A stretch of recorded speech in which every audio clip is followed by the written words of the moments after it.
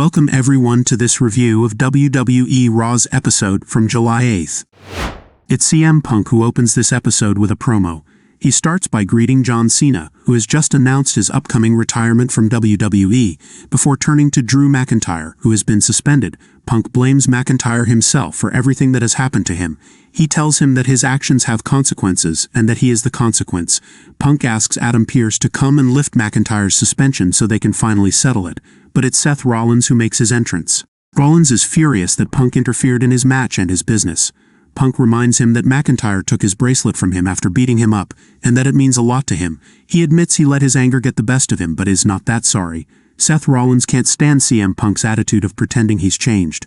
Rollins throws Punk's words back at him, saying actions have consequences, and promises to break Punk's arm once he's fit to wrestle again. Whether against Drew McIntyre or Seth Rollins, we can't wait to see CM Punk back in action in the ring.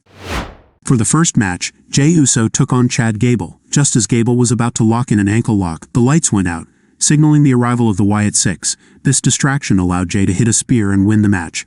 Funny how he then leave the ring. After the bout, Gable fled while Nikki Cross handed another video to Pat McAfee. Another video, it's starting to get lengthy. Later backstage, Chad Gable approached Adam Pearce to urge him to take action against the Wyatt Six. When Pearce entered his office, he found Bo Dallas waiting for him. Bronson Reed defeated Pete Dunne by pinfall with a tsunami. After the match, Reed attempted another tsunami but was thwarted by Sheamus. Despite Sheamus' intervention, Dunne showed no interest in aligning with the Celtic Warrior. Sami Zayn is in the ring for a promo, interrupted by Bron Breakker, who remains silent for a moment. Breakker admits he never expected Sami Zayn to be the one to eventually defeat him, and initially feels he has no reason to ask for a rematch. However, he suddenly delivers a massive spear to Zayn and begins to pummel him before officials intervene. Breakker then attempts another spear outside the ring, which connects with Zayn this week. As Breakker leaves, he crosses paths with Ilja Dragunov, who checks on Sami to see if he's okay. After the commercial break backstage, while Sami Zayn is being examined, Ilja Dragunov requests a match against Bron Breakker from Adam Pearce, who accepts. In another match, Finn Balor, JD McDonough and Carlito defeated Awesome Truth and Braun Strowman by pinfall. While Strowman was chasing McDonough through the crowd, R-Truth, distracted while interacting with the audience, was caught off guard by Finn Balor. Balor followed up with his coup de grace for the victory, much to the dismay of The Miz, who clearly didn't appreciate R-Truth's lack of focus. The Wyatt Six video is unveiled. In the video, Bo Dallas talks with his alter ego, Uncle Howdy.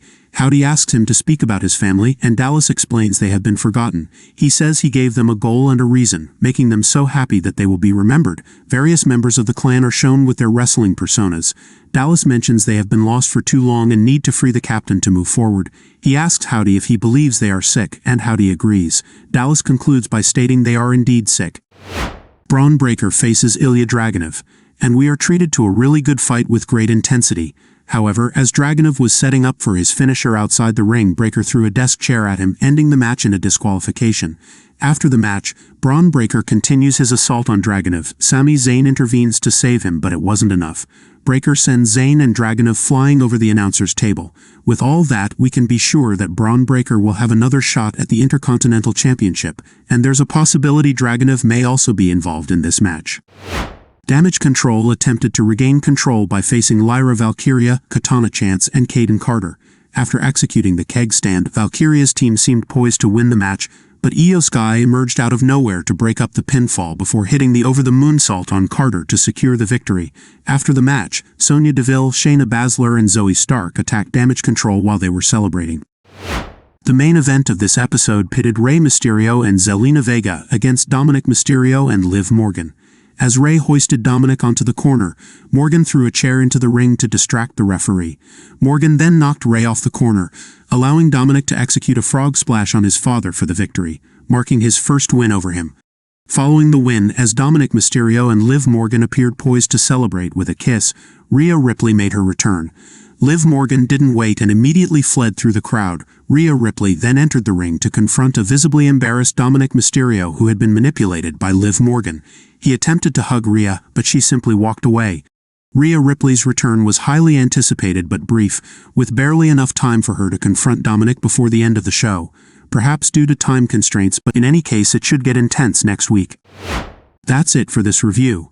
Did you enjoy this episode of WWE Raw? Until the next video, take care. See you soon.